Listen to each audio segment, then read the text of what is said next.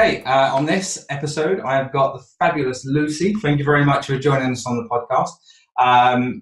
Lucy is a homeowner with her soon-to-be husband, Dan, and they are from Harborne in Birmingham.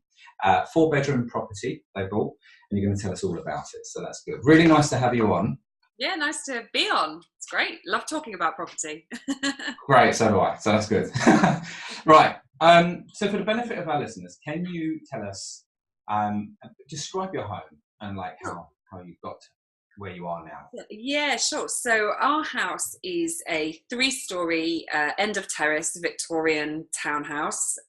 We had lived opposite said townhouse for about 6 years in a much smaller, like 2-bed Victorian terrace.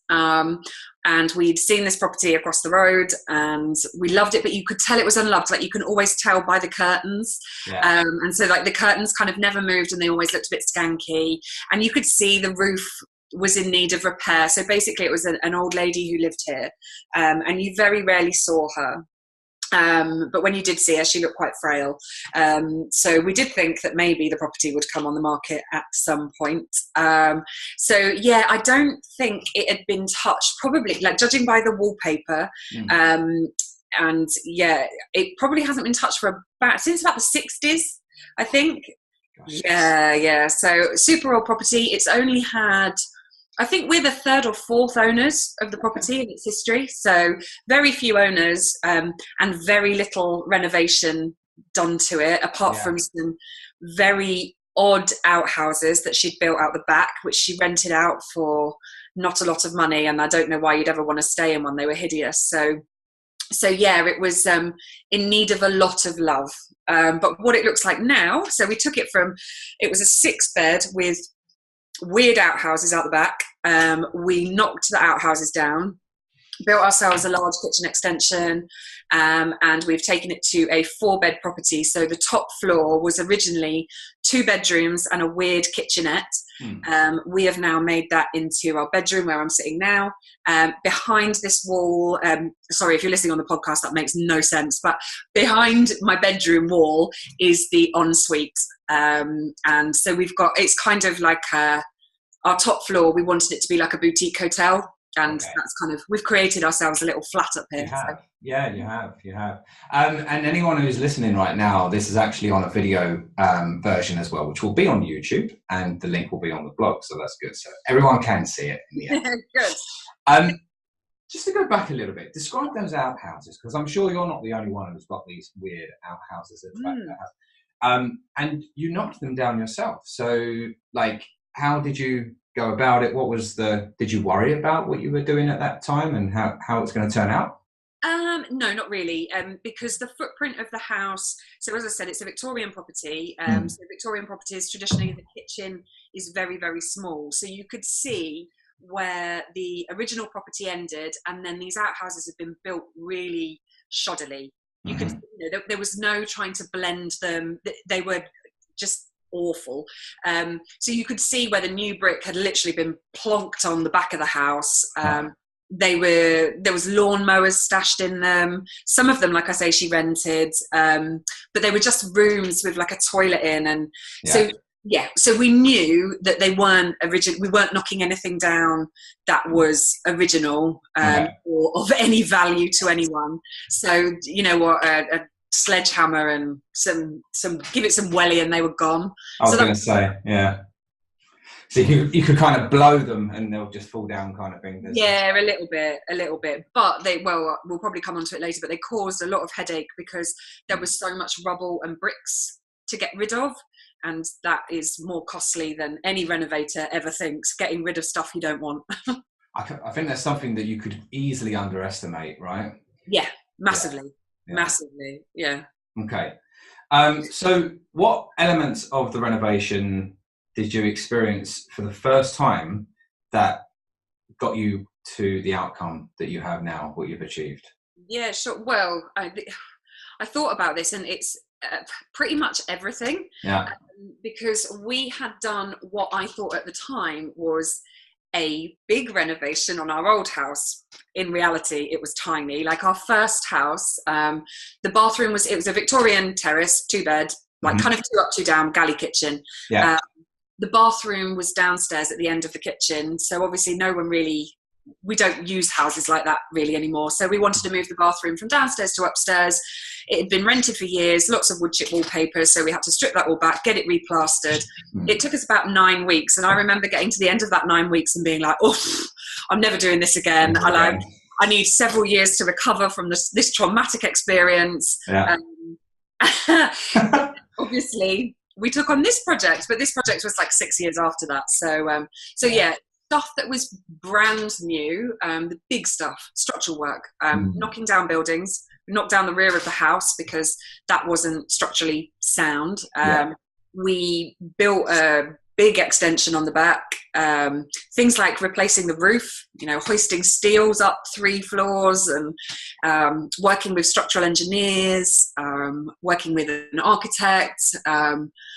Just all of it is new, like project management. So my other half, Dan, he took on the major project management role, but there's a lot to learn in that. It's not just, you can't just leave it to your builders. No.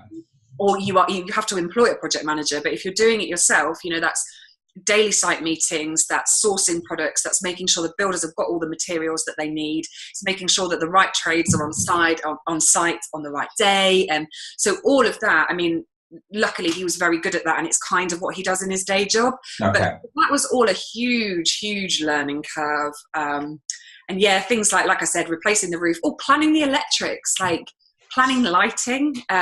So figuring out when you've got the shell of a house and you have to kind of go around and think, like where I am now, sitting in my bedroom, right, so I'll get out of bed here and then I'll turn that light on to go into the bathroom. But then when I go around that side of the bathroom, then I need another light switch to turn that light off. And all of that kind of stuff was new. What else? It's just all been such a huge learning curve. Like the knowledge that we've acquired over the last 12 months has been loads. You don't think you've learned anything, but when you look back, you're like, oh my God, we did that. You can do it again now. This is it. So let's talk about the structural, because you was dealing with a structural engineer and an architect. And what was that experience like? Because it can be quite daunting for some people. So yeah, there was kind of a lot of head scratching, because so as I said, my other half is he kind of did a lot of the design process, and then we took that to an architect, and then they drew up the plans, and then we speak into the structural engineer, and it's a lot of kind of umming and ahhing and looking where steels are going to go, and kind of a lot of planning, and then a lot of kind of, well, no, you can't do that won't work there because that's a load bearing wall and you can't take that out. And so then you kind of have to think, right, okay, I've got to adjust the design ideas to fit around that. But things like, we've incorporated the steel structural work in our bedroom, we've incorporated that actually into the design feature. So we've still got one of the big structural steels in the roof showing, and we've painted that black. And that's nice. Yeah, we've got like a fake structural steel that kind of mirrors that. So yeah, that was quite daunting, because at that point, if someone, like, you've got your plans and you've got your vision, but then the people with the calculators who say whether the house is going to remain standing or not say that you can't do that. So flip it upside down kind of thing, flip all your ideas around. Yeah, exactly. So yeah, that was kind of a little bit daunting, but we were lucky. We had a good relationship with the structural engineer. He worked quite closely with the builder, and so we had kind of a team looking at everything so that there weren't nasty surprises. It's important when you've got a team, when they all like working with each other, is one of the most important things. So that's good. Yeah, massively, yeah. Talking a little bit about that, did you end up hiring a building company that serves like all the trades in one, or was you hiring separate trades? No, we kind of hired separate trades, but so our main builder was is kind of known my other half through like friends for years, and he actually did the garden over at our other smaller house. So when we got this, we spoke to him and said, look, is it a project that you would be interested in? And so he sort of runs a small team, him, another builder and a couple of labourers. But obviously then we picked his brains really and found other trades through him. Right. which we found was a much better way. But we dealt with those trades ourselves, but he recommended them. Okay. That's really, really important. And that's kind of one of my top tips is use your builder's knowledge, because, you know, if they've worked with, for example, the plasterers, the plumber, and the electrician have all worked with Stu on his last, Stu was our main builder, have worked with him on probably the last 4 or 5 projects. And now that they've gone, they've all moved on to kind of the next project. So they know each other. They know how to work around each other. Yes. They know each other's quirks. They can have a bit of banter on site, and they're a team, rather than just kind of getting random people in that can kind of upset the flow and the momentum, and also, like, it sounds stupid, but the kind of the morale of the build as well. If you've got a lot of kind of random people all working together that don't know each other, and then, oh well, I mean, we have had a few trades in who didn't get on with other trades, and that it's stuff that you can't be bothered to deal with. Do you know what I mean? Like, you've got enough to deal with, that you can't deal with like petty stuff, building politics. It's like a blame game, isn't it? Because if they don't like each other, and it can get really messy. So oh gosh, yeah. So yeah, okay. That's definitely a tip. I can see this beautiful wall behind you, and just if you move your head a little bit, that beautiful light as well. Yeah. So these are the things that I would probably call big ticket items, things that you want to invest in, that you like looking at. So what was the big ticket items that you've got, do you think? Okay, so big ticket items. I'll come on to kind of some more of the interior bits, but the windows were expected. So every single window in the house needed to be replaced. I wanted, so beautiful Victorian property, it got big bay window at the front, sash windows. So obviously the dream is beautiful wooden sash windows. But then you come to do your budget and then you kind of realize that the compromises have to be made. So we compromised on the windows at the front. So they're UPVC wood grain, but in hindsight, I don't have to worry about the maintenance. They look good. You just never know. So I compromised on that. But at the back of the house, so we wanted to keep the front of the house quite traditional in style, but then the extension we've put on the back is very contemporary. So we wanted to show that transition, and we wanted to show that using kind of more architectural features. So we have got steel casement windows at the back, and that was like, we both said right from day one, we want steel casement windows, and they're not cheap. So that for us was like quite big ticket, but we just knew our Pinterest boards were full of them. So yeah, that was kind of our first big ticket item. There's loads of unsexy things. Structural steels are really expensive. Yeah. And a new roof was essential. So yeah, that was fairly big ticket and boring, if I'm honest. But like I say, I made a feature of it in the bedroom, so yeah. Interesting.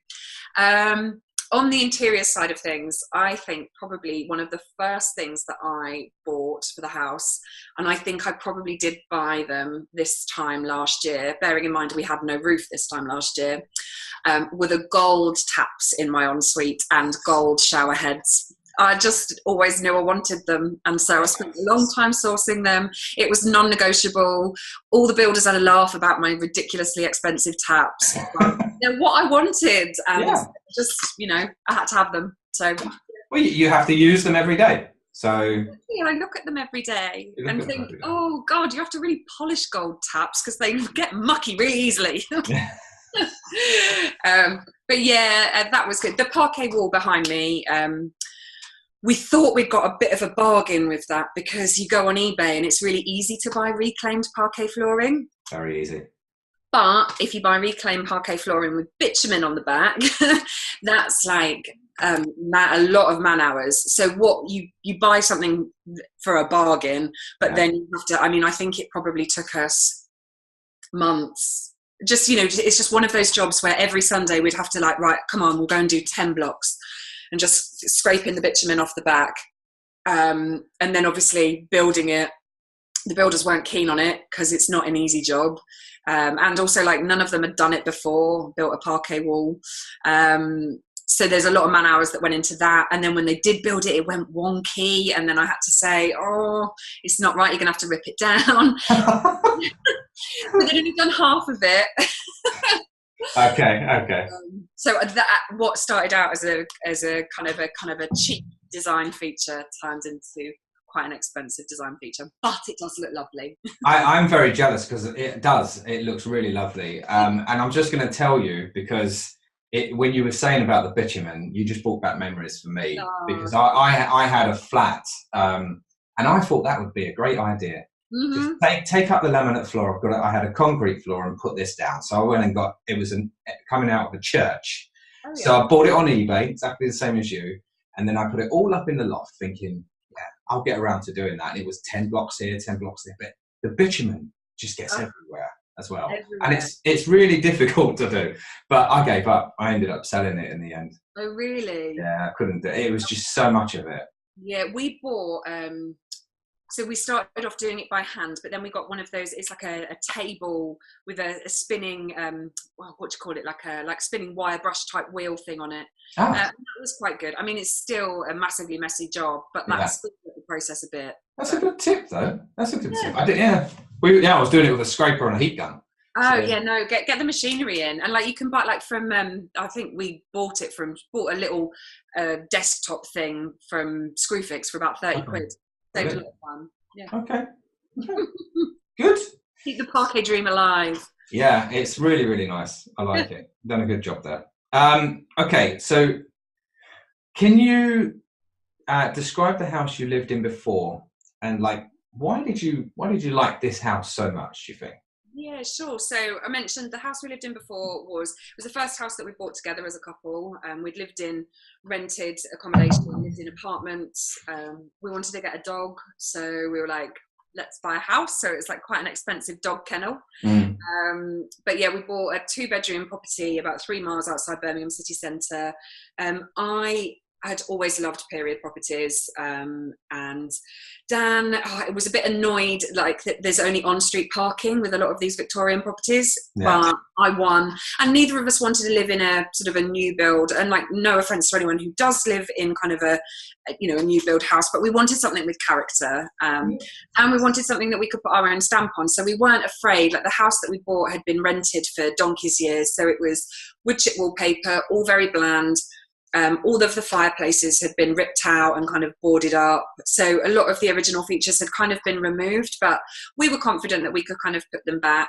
And like I said, we moved the bathroom from downstairs to upstairs, extended the kitchen, put a new kitchen in, put double doors on the back of the house to open up the garden, made the garden a bit of a design feature. So we had a lot of fun with it. And we loved it, and we lived there for 6 years. But when I say like we live directly opposite the house I now live in, like literally you open the front door and I'm looking at my old house. So we'd always seen this house, and we joked, like if anything did happen, God rest her soul, to the lady who owned it, we would love to buy that house. And it just so happened that 6 years later, a for sale sign came up, was in the garden. And I remember Dan coming, I was sitting in the bedroom, like looking out my bedroom window, looking at this house, and Dan came up the stairs from work and was just like, so have you seen your new house over the road? I was like, what? It's like, yeah, we've got a bid for it, haven't we? Like, we've always said we wanted it, so should we go and have a look at it? So I think the reason we'd started to get itchy feet and we wanted to move up the property ladder, but where we live, you could end up spending, another couple of $100,000, but essentially get the same footprint house, maybe a little bit bigger, maybe a loft bedroom, and you'd be nearer to the centre of Harborne. Okay. And it just seemed, it wasn't a big leap. We were ready to make a bigger move. So actually doing a renovation allowed us to jump up that property ladder. Yeah. The house that we live in now, we just saw potential, like so much potential. And we kind of knew we could do it. So that's kind of why we went for it. So then you went for it, and you put a bid in. What happened then? So the bidding process wasn't straightforward. So the old lady that owned it, she owned this house, and she owned the one, and her sister owned the one next door. But the one next door, the sister had gone into a home, so that had kind of been left to rot, as well as this one, really. So they went to sealed bids. So there was no family. So it was I think the council kind of basically came in and cleared the house out. She got like literally no family. So it went to sealed bids. They gave us a guide price. Okay. And we had to put our bid in.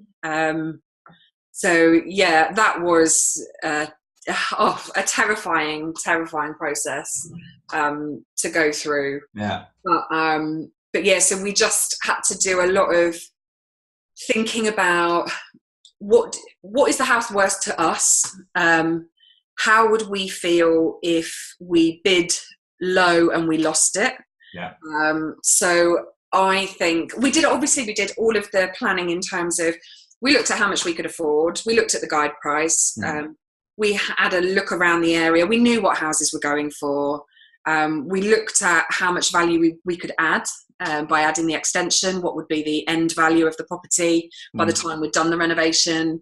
So we just kind of weighed up all the practical stuff. But at the end of the day, it was our hearts that ruled it. Like, we wanted the house. So we just said to each other, like, how would you feel if we didn't get it?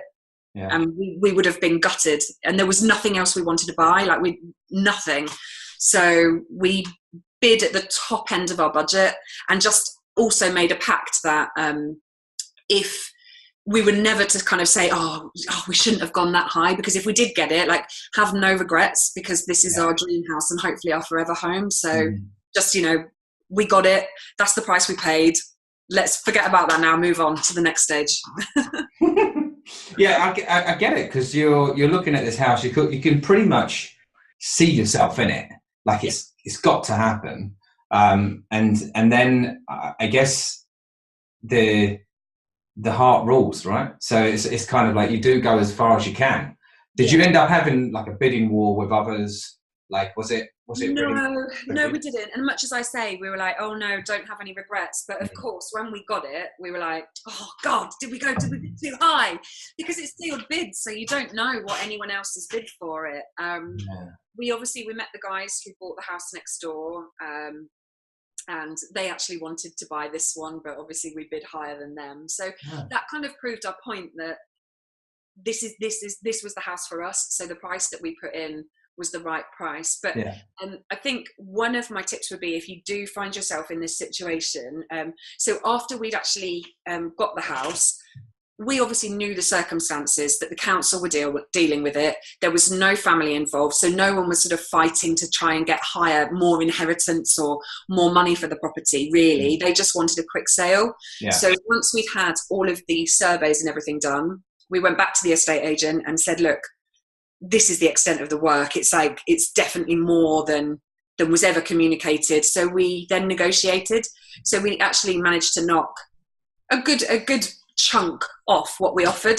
So we kind of felt like, I think that would be my tip. Like, know the circumstance of the seller, and if there is room for movement, don't be afraid to ask for it, because we bid it, we got it. We knew that they didn't want to put the property back on the market again, because it's just too much hassle for them. So then we thought, actually, you want us to buy this, so do you know what, we're just going to see if you'll take some money off for us. And they did.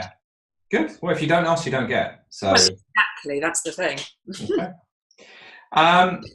So your soon-to-be husband, you mentioned that he likes architecture, and he done pretty much the plans and then passed them on to.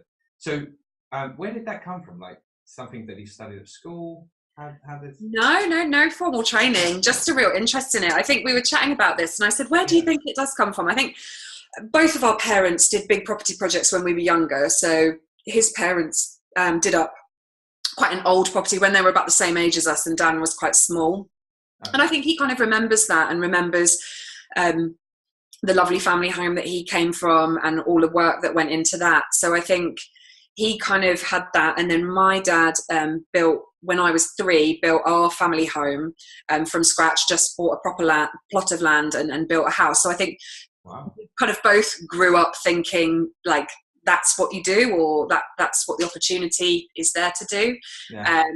So I think, yeah, we both kind of had a desire to do our own thing. But for him, like with the design stuff, so he works he runs a glass company. So they install partition glass into offices. Okay. So a lot of his clients are interiors related. So he understands like the flow of spaces. He understands how to measure stuff properly, or, you know, he just understands kind of how spaces work. So I think that massively worked to our advantage when we came to planning the house. He had an understanding of how to really plan the space and make it work for us. Yeah.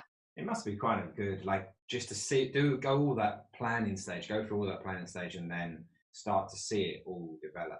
And oh god, like we can't believe it now. Like we'll find sometimes we're still kind of unpacking boxes, even though we've been like here since June. And we'll find like Dan found like a notepad where he'd got like some sketches, and it was like, oh my god, like that was the first iteration of our bedroom. But yeah, you know, stuff kind of moved and changed quite a lot. I would say as well, like we watch a ridiculous amount of property programs. Like Dan has watched so much Grand Designs that he had to start watching Grand Designs Australia and then New Zealand on YouTube. So that's how kind of property obsessed we were and still are. So yeah, just like immerse yourself in it. Good. Okay. Talk about there was something exciting that happened there, because I did mention that it was like a soon-to-be husband. So can you tell us the story about how he proposed? Yeah, sure. So, well, I still can't believe it really. So Dan and I have actually been together 11 years. So, and I never thought he was going to get round to proposing.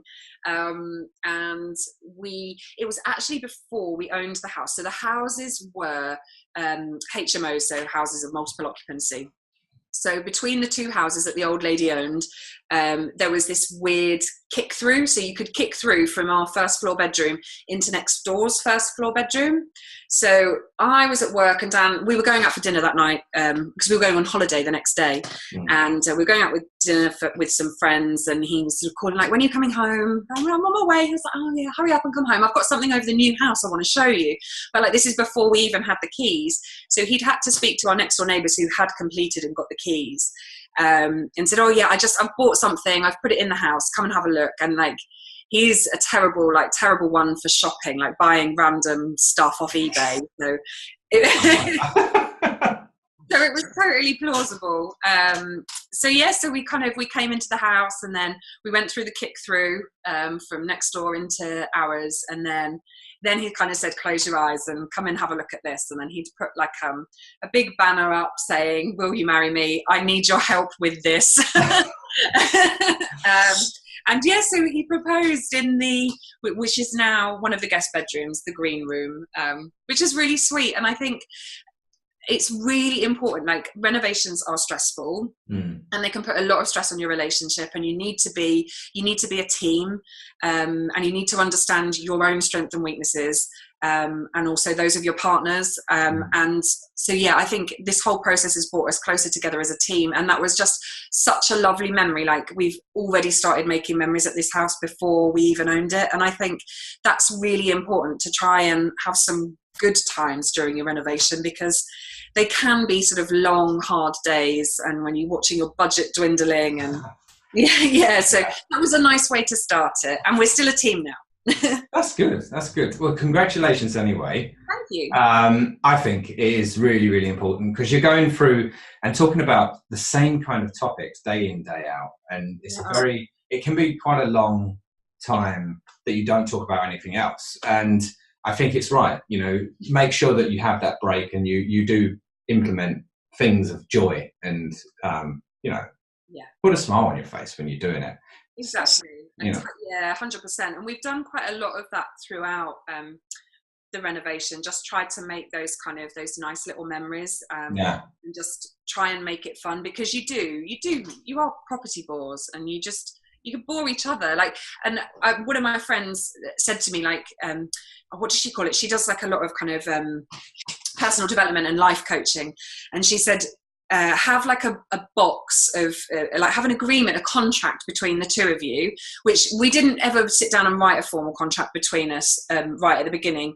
But it's something that I think maybe could be useful to some people is to really think about, like, what are those kind of pinch points? What are those things that, kind of wind each other up, and just kind of write them down, have a contract between each other. And it might be things like, after 9 o'clock at night, we're not going to talk about it, or, in bed, we're not going to talk about it, or in a certain room in the house, we're not going to be talking about the renovation anymore. And just try and set some ground rules, because I think when you listen to advice about doing a renovation, not a lot of people think about kind of mentally how it affects you and your mental health throughout a renovation. Yeah.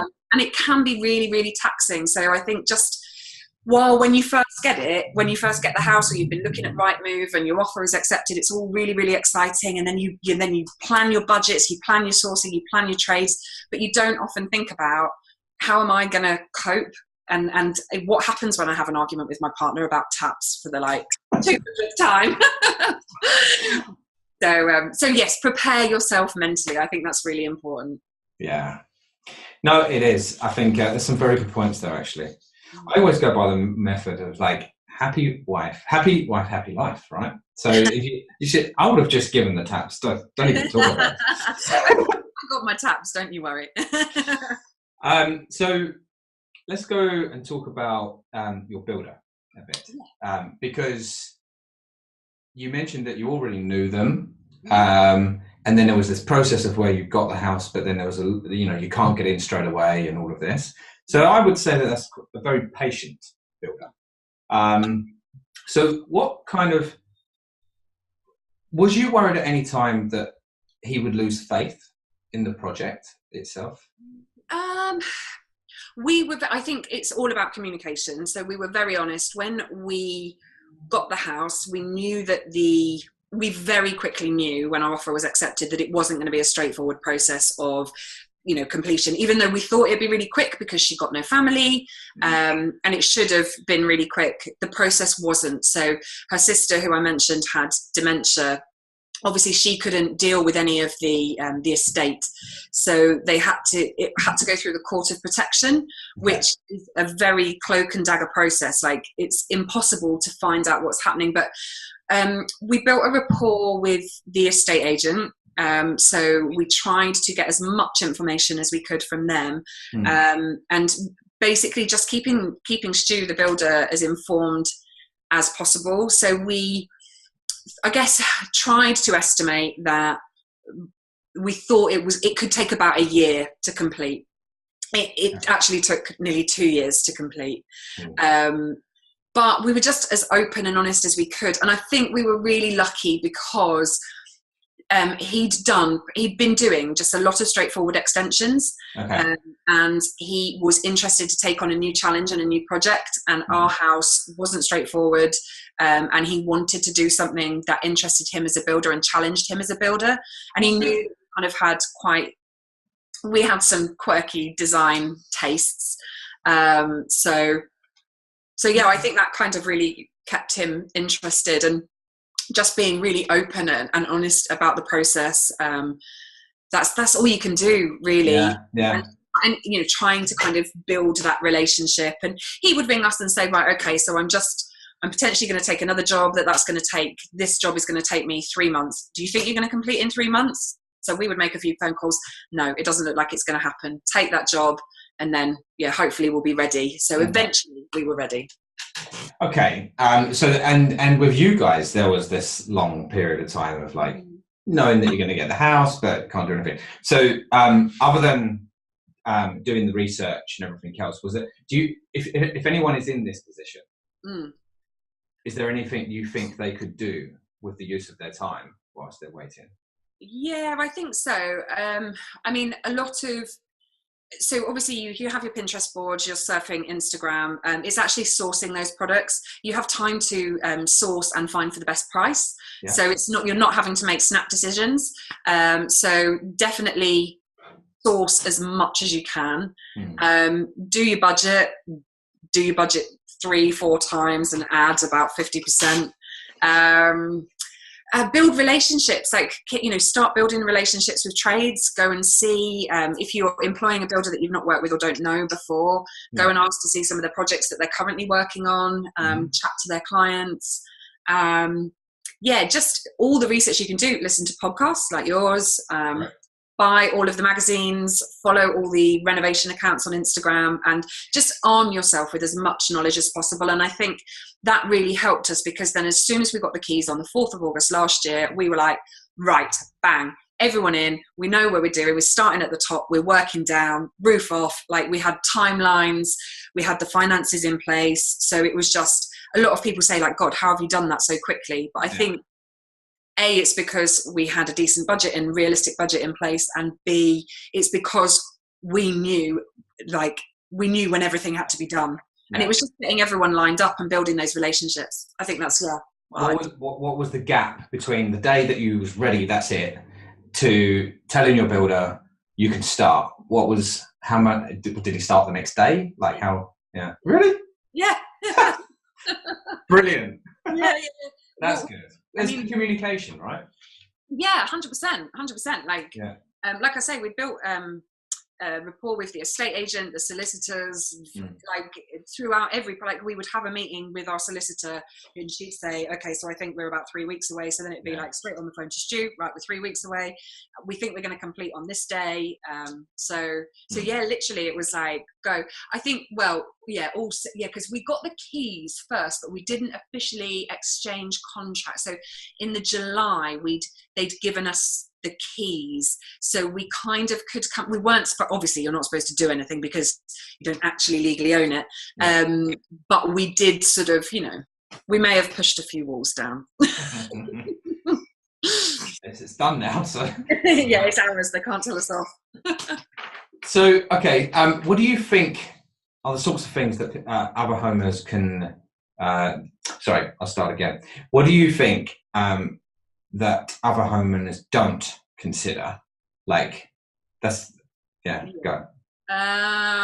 So in terms of like budgeting and things, I think a lot of people, like we were at the beginning, are completely clueless about how much stuff costs. Yeah. So the first stage of this renovation, which for me was the most terrifying stage, we had not our regular builders, but they were kind of clearance guys. So when we first got the house, there was like this 60s wallpaper. Like, we knew it was bad, like, don't get me wrong, we'd done the surveys, but because there was kind of these, quirky kind of 60s wallpapers up, and it looked like a house. It kind of looked like you could live in it, even though mortgage people had said that it was inhabitable.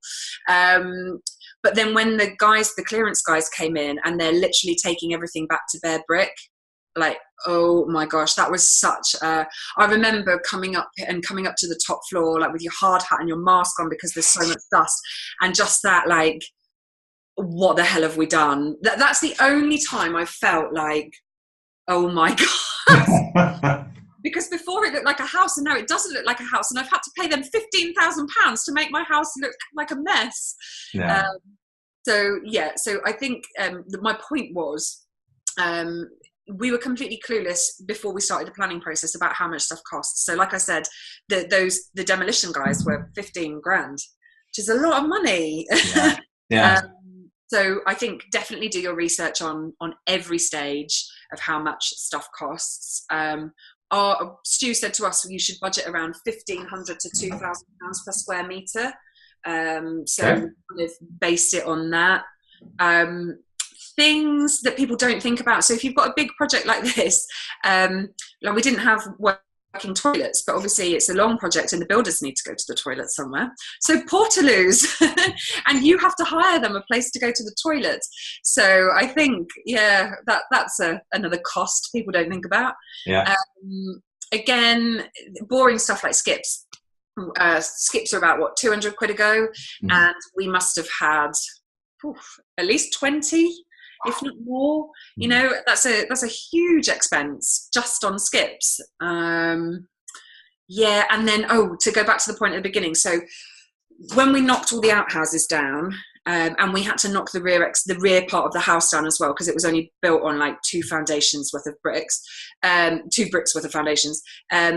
We had a lot of earth and a lot of rubble to get rid of. And anyone who follows me on Instagram will probably have heard about Brick Mountain, because we just had this mountain, literally a mountain of bricks in our back garden, and you've got to get rid of them. So we went, we went through different ways of trying to get rid of them because we needed hardcore to go in the garden and for the extension. We were like, okay, we'll hire a crusher.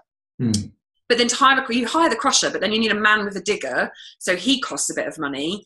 And then the crusher was like too small and took ages. So to get through that mountain of bricks that we had was going to it would have taken him weeks to be able to do it with his crusher, and that's a huge expense. So we were like, okay, right, you need to stop. So then we just ended up with a grab lorry. But I think we have probably spent over £2,000 getting rid of Brick Mountain. Think how many gold taps that could have bought me. Yeah. God. So I think all of that kind of stuff is stuff that people don't necessarily think about. Especially, you'll think about doing a renovation and you're thinking, oh yay, like taps and wallpaper and nice stuff, but there's just a lot of stuff that will suck up a lot of your budget. Can you just touch on the demolition bit again? And you said it was about £15,000, right? Yeah. So you got the quotation for this. What was the first thought that went through your mind about that cost? Like, what did you think right then? Well, can I swear? What do you think my first thought was? You can say flipping. Yeah, okay, yeah, flipping hell. Like, okay. Yeah, that's a huge cost. Yeah. And I think I remember saying to Dan, are you sure that's right?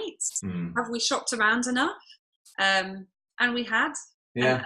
The cost. And we even shared, because next door were doing the same as well. So we kind of, tried to use that as a bargaining tool to be like, look, you're doing 2 houses, you can do them one after the other. We might use you for some more stuff. Yeah. But yeah, that was a horrible, horrible cost to swallow.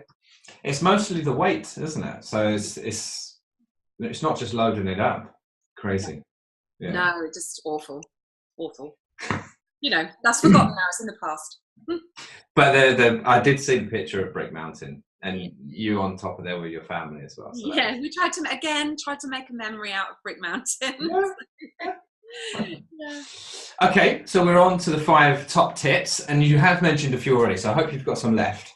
Yeah, I hope they're not kind of too repeated. So I would say the first one, and one of the most common questions I get asked a lot on Instagram, is that how do you find good trades? And I think research, don't always go with the cheapest. And I've seen this where people just go for the cheapest quote. And there is no such thing as a cheap builder or a cheap tradesperson, not in today's market, because there are so many renovations going on.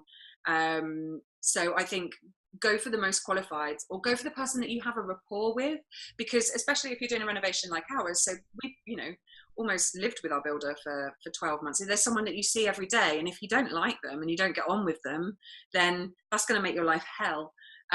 So I think, yeah, definitely research your trades. And so this is a tip from Dan, because obviously I had to ask him for his tips as well. He doesn't think that many people do this, and he is a little bit anal with his project management, but he says always call your tradie the night before to check that they're coming in the day they say they're coming in. So with the electrician, he'll ring them the night before and just say, you coming in tomorrow? And just so they don't forget. Yeah, that's good. That's a good tip. Yeah, simple but effective, and it ensures it keeps you on track. So that would be my first tip. Okay. The second tip would be, and I think we kind of mentioned it earlier, but use the connections that your builder's got, because you can look on Check a Trade or Facebook groups, or you can Google, plumbers and whatnot in my area, but you don't know them from Adam. It's likely that your builder probably has got those contacts. So use those relationships. They've built those relationships over many years. Like I say, they're probably more likely to work as a team, and you'll get a better result, and you'll have a happy, harmonious building site, and all of your work will get done in time if you're lucky. So yeah, that would be like, use the connections that your builder's got. The third one is stick to your design guns. I think most people will experience this with builders, but if you're doing something that is slightly out of the ordinary, and we've done a few things slightly out of the ordinary, such as the parquet wall, the first response you'll get from any builder is that kind of sharp intake of breath of, oh, no, that can't be done.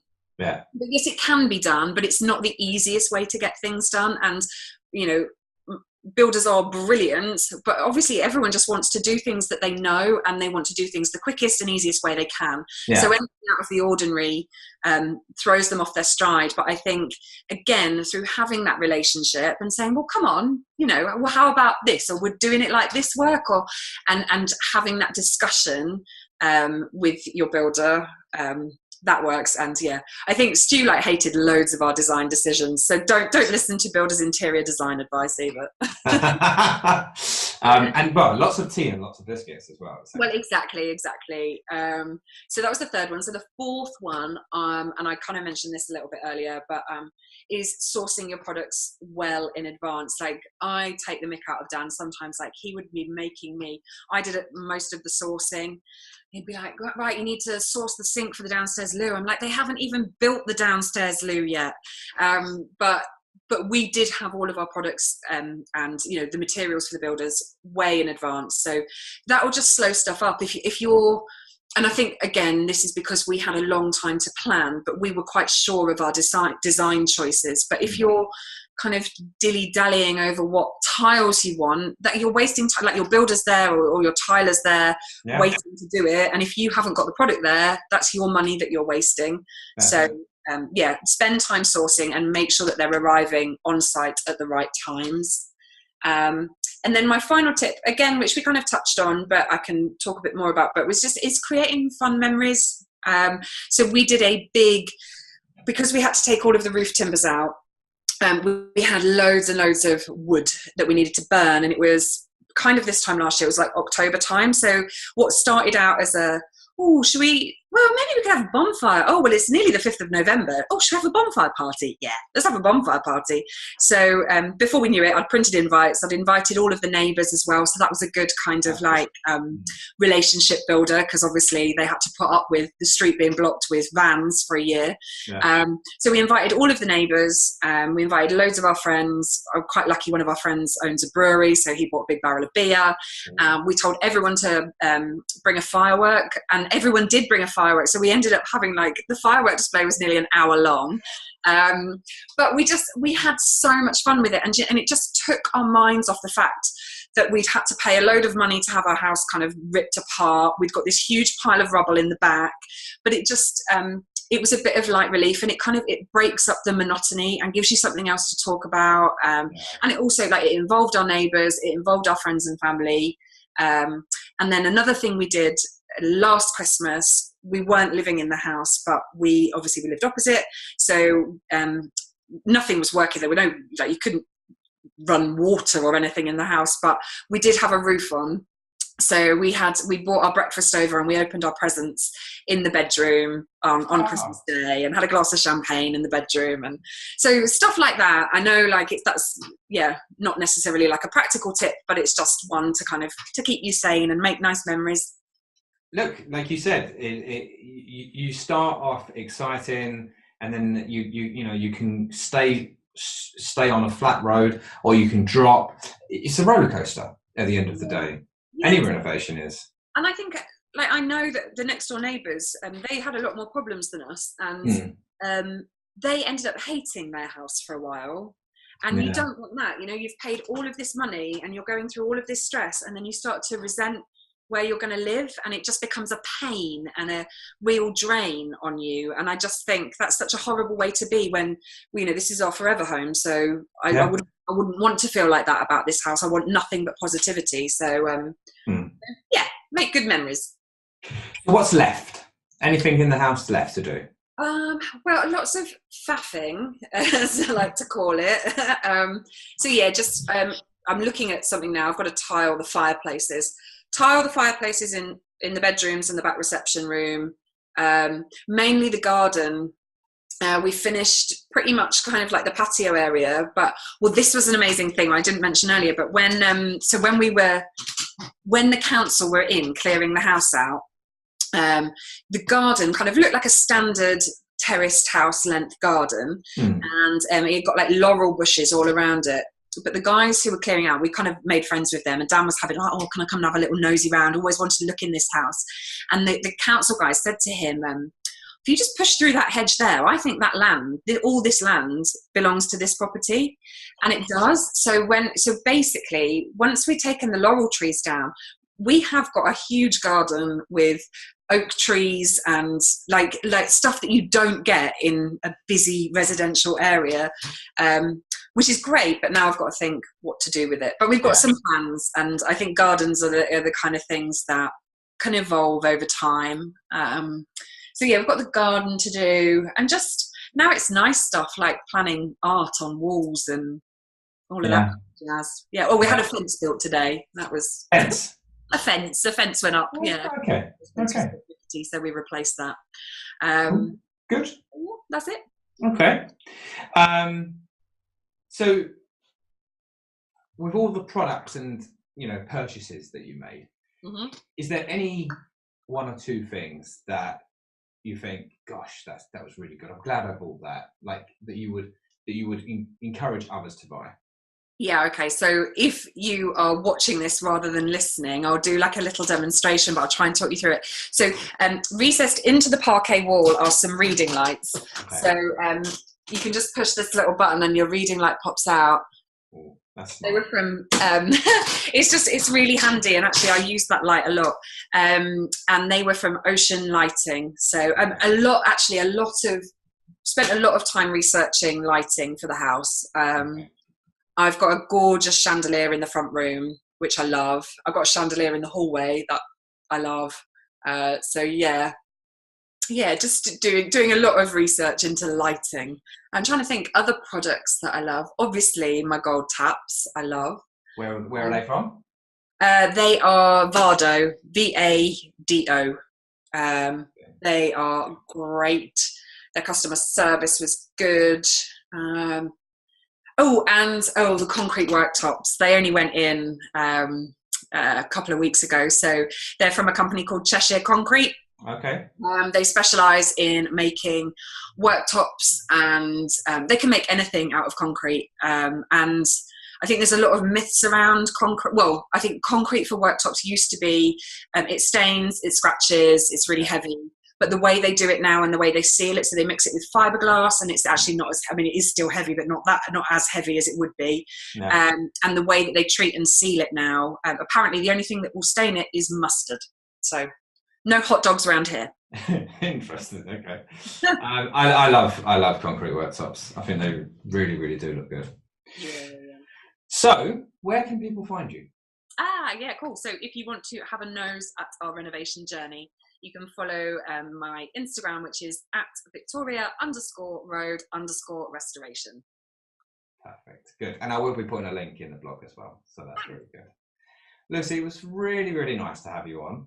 I loved speaking with you. And I will be putting this on to the blog, and it will go onto YouTube. So if anyone wants to check it out and check out the video, then please do.